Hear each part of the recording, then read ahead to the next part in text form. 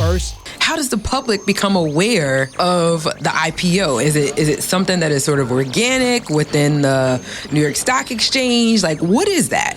We're not ready for We're not gatekeeping on Black Wall Street today, are we? No. Let's go ahead and share this to the whole world. We're not ready for Wall Street yet. We're going to start selling locally. We're going to start selling to friends, families, and offer to other business leaders. We're going to do that first.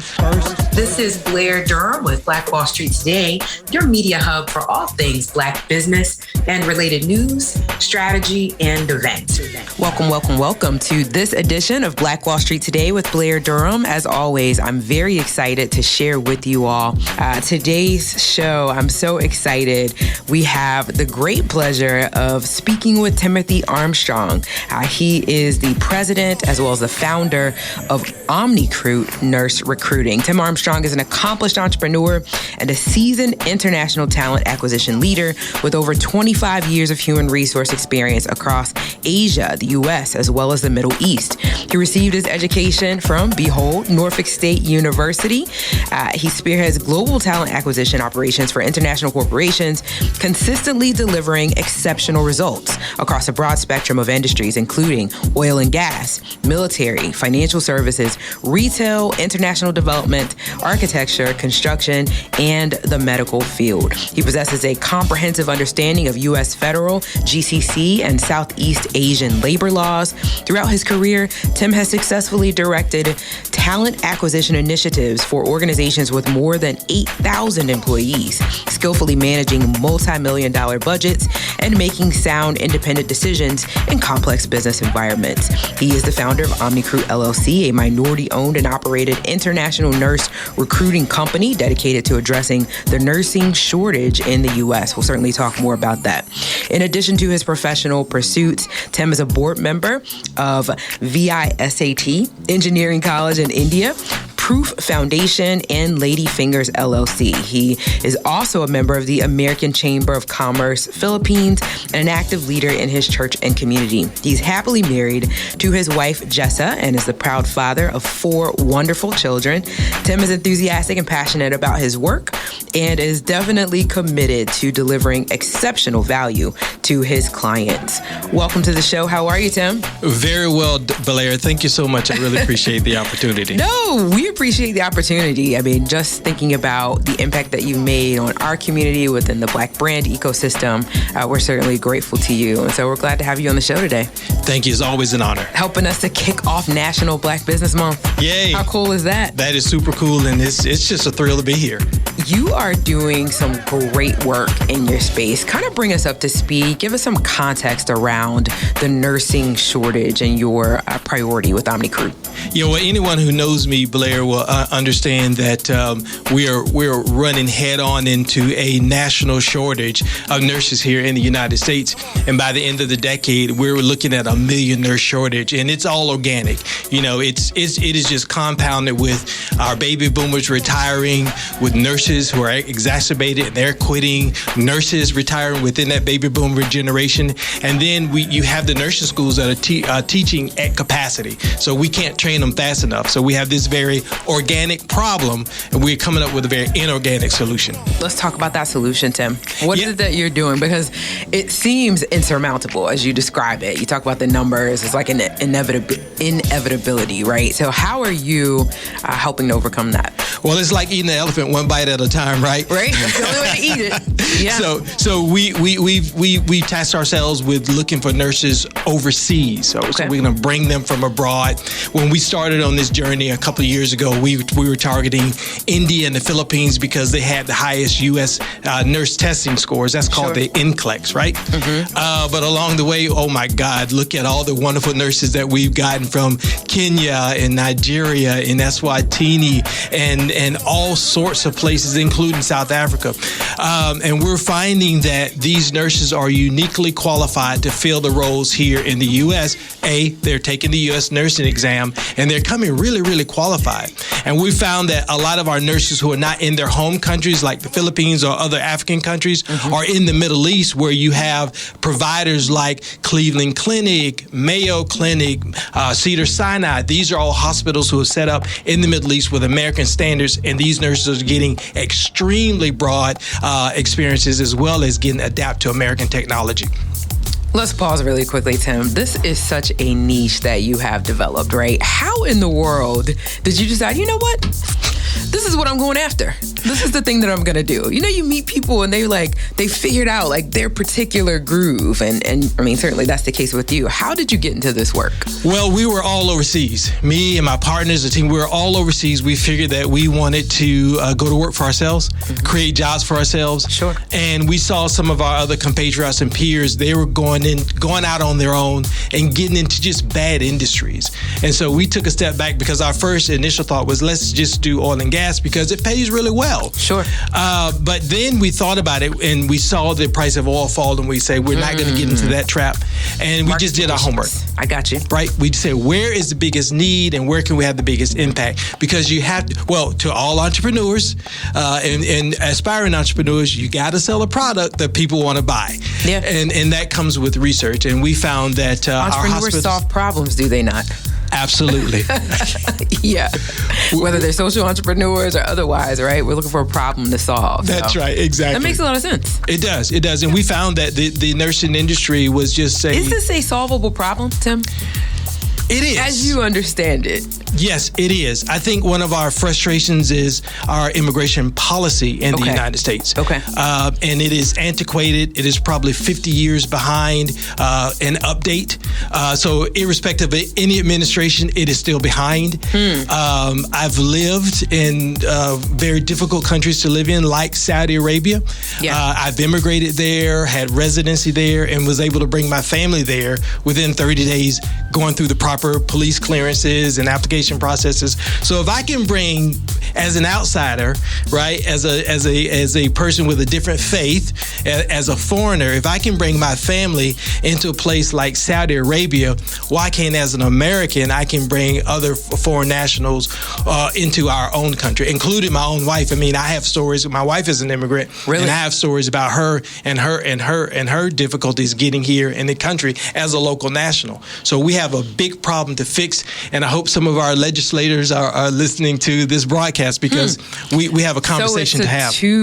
At least a twofold issue you're going after, because the immigration reform is going to be a part of the solution, right, in terms of the nursing shortage. Exactly. Yeah? Exactly. Okay. We can fix this with one signature by any executive. Really? The president of the United States has the authority through executive order to either reallocate visas that are unused in certain categories or expand the visa amount to be used in a certain category. And what do you see as the primary issue there? Is it that in general, the immigration issue, this is kind of caught up in a larger immigration issue? Right. It hadn't been pulled out separately? I mean, are they not aware of this crisis? Do they need to talk with you to get a sense of how, if we can loosen the reins there, this helps us in other areas? Like, what's your thought? Yeah, absolutely. If you look over the last 2 or 3 decades, there's been lots of legislation proposed to fix the immigration problem in one way or another. Sure. But COVID forced us to take a look at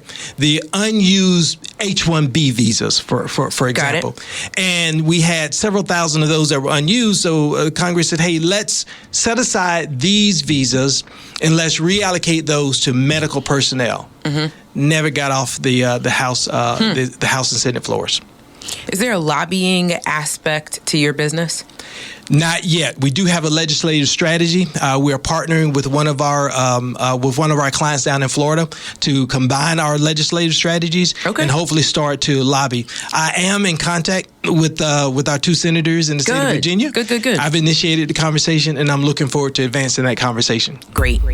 You're listening to the Black Wall Street Today with Blair Durham podcast.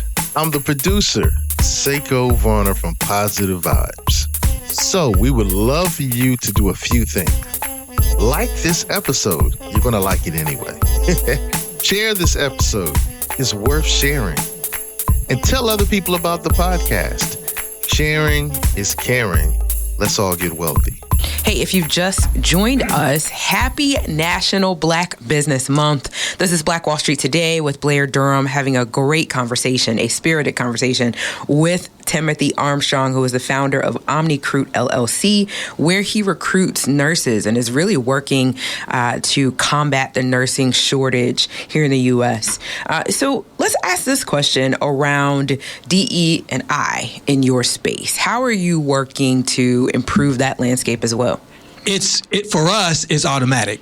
And I say that because when you look at our source countries, Southeast Asia, and many countries in Africa, these are people groups that are peoples of color. Sure. And so if you hire Omnicruit to bring your nurses from abroad, you automatically address your DEI problem.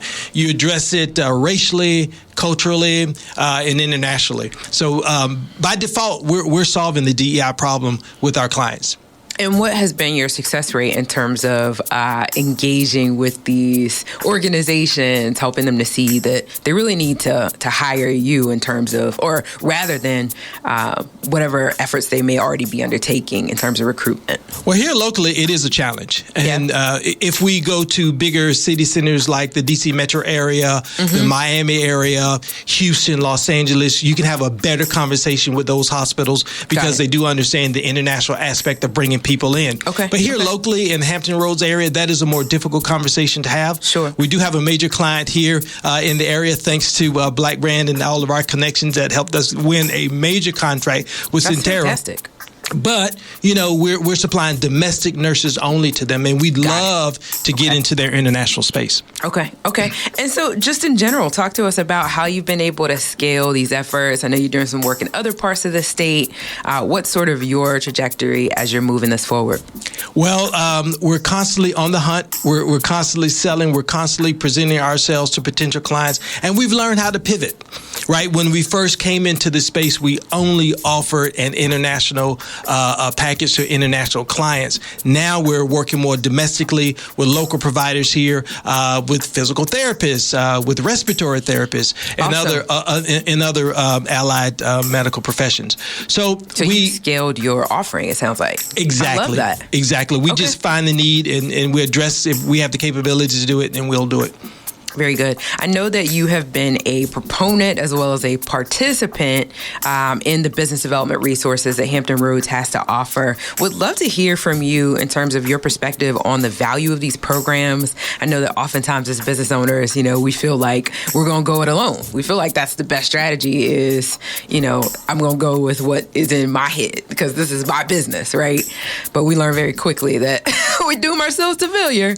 So what's been your experience in this ecosystem with the business development resources that are available? I can honestly tell you that a part of our success was me thinking, okay, I don't know what I don't know. Because when I entered this space, I was extremely terrified. And I really started just seeking out networking opportunities. And, and I was between countries. I was traveling back and forth between the U.S. and Kuwait. And the B-Force landing ceremony was the first networking event that I attended. Wow. I was in Kuwait. I saw the event. I bought tickets. It's going to be within my next trip. So I came to a landing ceremony and I said, who are these folks? I got to get connected with them and figure out who they are. That's because it looks like a group of people that I want to be involved with. And so when you look at a development opportunity or resource opportunity like Black Brand, we found that you have everything that you need. You had the human resources of people and professionals. You have the financial resources with access to different sources of capital. And you also had thought leaders who were able to guide you in a specific silo or a specific business idea. I find that when you look at what Black Brand has to offer, we're talking about the networking opportunities. We're talking about the lunch and learns. We're talking about different Black Diamond Weekend, which is an excellent opportunity to take actual classes and learn. Again, once I attended the landing ceremony, my second opportunity or exposure to Black Brand was a Black Diamond Weekend, where I took every single class that I could, and that's where I met our current attorney, and that's where we met some other service providers. And so it's like a supermarket, so to speak, of business leaders. Glad to hear that. And, I appreciate the plug, but I know you've been connected with other sort of partners and members of this ecosystem as well. So certainly, just share that out, because this really is a networking platform as well.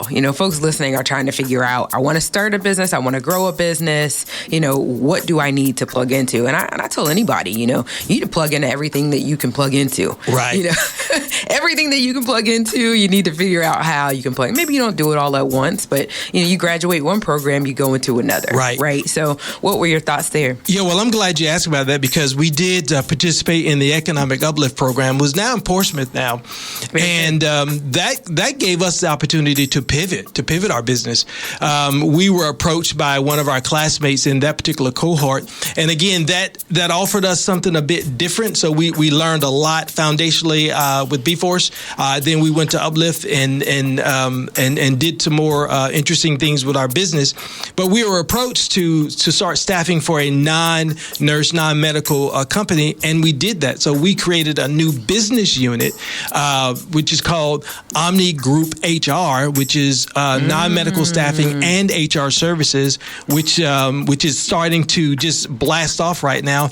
We've landed a contract with the city of Richmond for temporary services.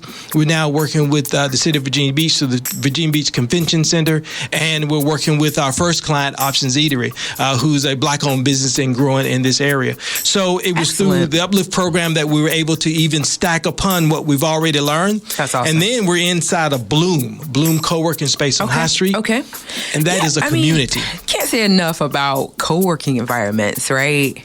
That is a networking opportunity unto itself. So what's been your experience there? Certainly they are a partner to Black Brand, and so definitely value what they're able to provide. Well, you read in my bio that I'm on the board of our Proof Foundation, which is based there in Bloom. We've picked up a couple of our new clients right there in Bloom, and we've partnered with Bloom and, of course, been able to do business right there in Bloom. It's like a beehive, and no shade on Hive in Virginia Beach, but it is like a beehive. It's a cooperative. It's a community where we're constantly trying to work together and support one another's business. So it's co-working spaces are the way to go for small business owners and entrepreneurs, and Bloom is the place to be.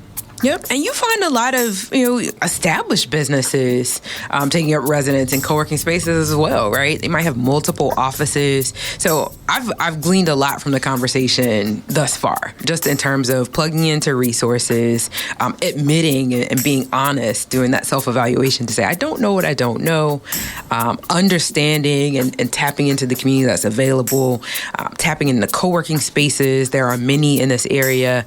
Bloom is one of several that are phenomenal. So that's very good. Well, thank you. We're just happy to be a part of the community. Right. Exactly. I moved away 18 years ago, or 20 years ago, because I've been back home 2 years now. And I came back and I didn't know anyone. And just being plugged into the likes of Black Brand and Bloom has just opened up a plethora of opportunity for us. Yeah.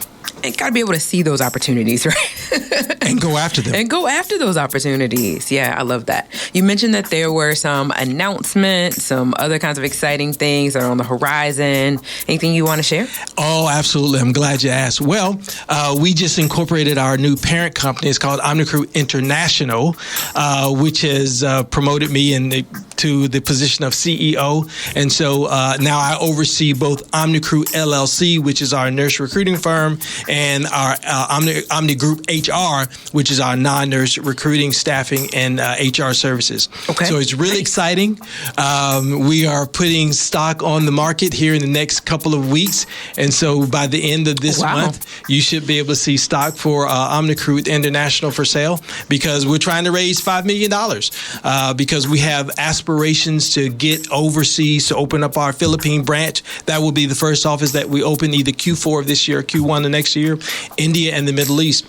Why are we doing doing that because we have a strategic advantage over some of our competitors with how we're going to very creatively use visas to bring our nurses and other workers to the United States. I got to pause right there. First of all, congratulations. That is huge. You know, you see, again, within our community, typically we start out, we are doing the sole proprietorship, which, right, most attorneys advise against.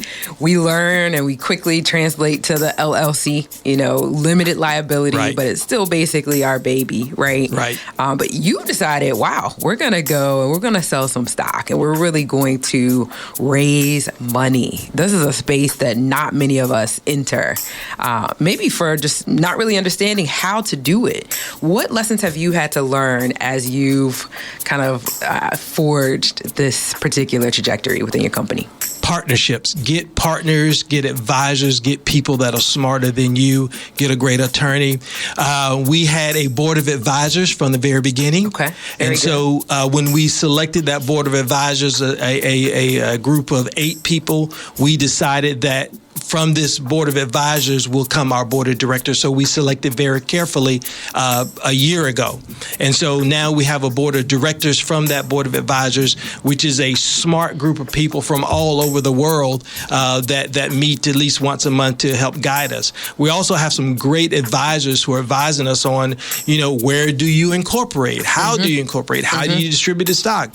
And so, you know, I got to get back home today so that I can finish our shareholders agreement, because I have to tweak the stock offerings to certain members of the company right now. So it's. So what is that process? You know, I think about the IPO, the initial public offering. How do you take a company public? In other words, how does the public become aware of the IPO? Is it something that is sort of organic within the New York Stock Exchange? Like, what is that? We're not ready for We're not gatekeeping on Black Wall Street today, are we? No. Let's go ahead and share this to the whole world. We're not ready for Wall Street yet. We're going to start selling locally. We're going to start selling to friends, families, and offer to other business leaders. We're going to do that first in the first round, and we're going to seek very. So you can sell stock apart from any of those sort of, Yes. Wow. And so we're asking for investors to come in and help us, because a part of our strategy with incorporating is to now find a smaller firm here in the U.S. where we can actually acquire them so that we can grow, because we're thinking about growing our sales by 8 times next year. And we cannot do that, A, without our Philippine operation up and running, and B, without being able to acquire 1 or 2 smaller firms here in the U.S. Ladies and gentlemen, you are listening to a sharp brother. This is Black Wall Street Today with Blair Durham, highlighting the incredible work of Timothy Armstrong and the newly minted Omnicruit International company. We are going public. We are selling shares. This is big business. We're talking mergers and acquisitions. Like, what? It's horrifying. It's terrifying. It is. I admit, you know, I got some sweat beads populating. I'm like, oh. But this is really exciting, because I think my hope is that you are documenting this journey, right? And I've often had people ask me, are you documenting? And I would look at them like, what do you mean? Like, what do you mean am I documenting? I'm doing it. Of course I'm documenting it. But no, documentation is not the same as execution. Are you writing down these steps so that this can become, that becomes another aspect of your thought leadership? That becomes something that you can leverage to the public. Nope, this is something I've actually done. Like, I know how to do this. Everything that we do starts off with a strategy. Very good. It starts off with a brainstorm with my team internally and those external advisors that we have who are absolutely phenomenal. And we put that together and we just kind of work through the strategy. Right now, we're working through a growth strategy. We've set out 6 pillars of growth for 2024. And a part of that is an acquisition strategy. And we're very deliberately, we've already identified 4 businesses that we want to approach and go after. We're trying to figure out what's your asking price at this point, so that now we can go back to an investor and say, hey, listen, we're growing. We want to buy this company. This is why we need your investment to grow this to grow this entity in the Philippines, and to buy this 1 or 2 companies here in the U.S. to get us these sales, which we have forecasted for next year. Business people, have you ever purchased a company? and you could hear a pin drop, right? This is something we got to learn. So this is next level. This is 201, 301 right here. Congrats. Thank you so much. We have to think bigger than ourselves, and we got to surround ourselves with people that are smarter than us. You think about the enormity of the problem that you are looking to solve. Would it not then require... Yes. It would require a scaled solution. It would require something of the same level of enormity. And Blair, I want to add real quick, I'm like most entrepreneurs. I didn't want to sell stock in my company because I didn't want anyone to come in and buy a majority share of my company and fire me. I didn't want to do that. That can happen. Right? For profit or nonprofit, you can be fired. Exactly. But, I thought about it. I said, if we're going to achieve the sales that we've set out, sure. If we're going to achieve the goals that we set out to do, we cannot do it alone. And we have sales that are sustaining us. But in order to multiply what we're trying to do, to grow exponentially in a short amount of time, it has to come through radical growth and which acquisition. Requires external participation. It really, really does. And so, there's some safety nets I put in for myself. Yeah. Hint, hint, clue, clue to other entrepreneurs. Okay. Yeah. Yeah. But the fact is that what we've done was we reserved 51% of the shares internally. Okay. That was one of our safety nets. We put 49% on the market. So internally, we still have some sort of control of the company. But also, we wanted to make the company very attractive and valuable to any would-be investor that would come along. Okay. And what will that initial public offering look like, if you're able to disclose? Well, we're still trying to figure out stock price. We've had the company evaluated twice. Nice. The company was evaluated by Ernst & Young out of Dubai. Fantastic. Which scared us because the price was astronomical. Yeah. And we've had the price evaluated here in the U.S., again, an astronomical price. And we're trying to right size that and to make sure that we get the very right price so that we can issue the initial stock price correctly, right? And so the goal is to raise that $5 million because it's going to take that amount of money in order for us to, A, get Philippines stood up, and B, get those first two entities purchased. Awesome. I love to hear it. We've got about 2 minutes remaining. Are you looking for anything right now? How can you be contacted? For folks that may be listening saying, you know what, we actually need to bring on this company to help with our shortage. Give us that information, website, social media, all of those wonderful things. Absolutely. For our nursing company, it is omnicruit.us, omnicruit.us. You can reach me at tim@omnicruit.us. Also, I'm going to do something brave and bold. I'm going to give my phone number. You can reach me directly at 757-685-6077. I guarantee you I'll answer the phone. If not, I'll just SMS you to tell you I'll call you right back. Great. But we're looking for the local providers here. Bonsecourt or Riverside, Centera. Give us your international business. We have an inventory of over 200 to 300 international nurses that are qualified and ready to come to the U.S. All we need is your help and your support to bring those nurses here to Virginia. Right now, we're sending those great qualified nurses out of Asia and Africa to Florida, West Virginia, and Texas. Let's bring them here. I love that. Tim, thank you so much. You have been an absolute pleasure, really helping us kick off National Black Business Month in a huge way. I am inspired. I know that folks listening are inspired. All things are indeed possible. Yes. And business helps to open up opportunity that you can't even imagine, right? There's some pieces there that we got to learn and understand and partner in order to figure out. But business does this. Yes, it does. Business. This is how we grow wealth. This is how we solve problems. So I am inspired. And thank you again for being here. All month long, we're going to be celebrating National Black Business Month on this show with inspiring stories just like this one. What is Black Wall Street Today? We are your premier media hub for all things Black business, research and analytics, as well as networking and development. We're a function of Black Brand, your region's Black Chamber of Commerce. We exist to make sure that our community has access to the professional development resources, the business development resources that it needs in order to be successful. I'm excited today because we have kicked off National Black Business Month. This is something that we recognize.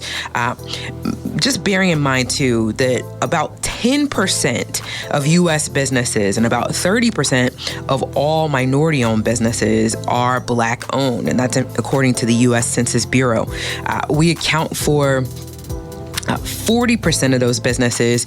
You think about the healthcare space, I like to call it just care, all things care in general, right? So healthcare, skincare, hair care, child care, right? In general, making sure that the needs of our community are being met. One of the things I often share with people is that when you think about Black-owned businesses, we're typically talking about solopreneurs. So about 94% of Black-owned businesses are operated by that one individual, right? That's just a one-person business. And so a lot of times, there is capital that is needed on the social capital front, on the financial capital front.